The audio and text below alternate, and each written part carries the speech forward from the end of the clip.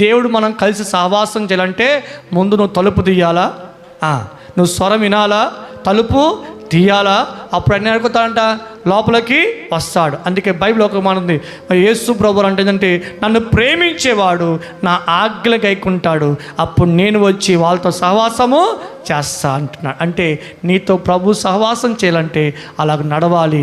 చివరికి ఒక మాట ఏంటంటే అమ్మ ఈ హృదయం అనే తలుపు మనం తెరిస్తే పరలోకపు తలుపు దేవుడు తెరుస్తాడంట. పరలోకములో ఉన్న తలుపులు అంట ఎవరు తెరుస్తారు? దేవుడు తెరుస్తాడు. ఈ హృదయమైన తలుపు అంట మనం తెరవకపోతే పరలోకంలో దేవుడు అంట ఏం చేయాలంట? తలుపు తెరవడు. ఇప్పుడు నీ హృదయాన్ని గట్టిగా మూసుకున్నావనుకో, గట్టిగా బంధించేసావనుకో, రేపు పొద్దున్న దేవుడు ఏమంటాడు? ఆయన తలుపు గట్టిగా ముగిచ్చేస్తాడు. అందుకే ఇక్కడ తెరవకపోతే అక్కడ తెరవడు ఆయన, ఇక్కడ తెరిస్తే అక్కడ నీకు పరలోకం ద్వారం తెరవబడాలంటే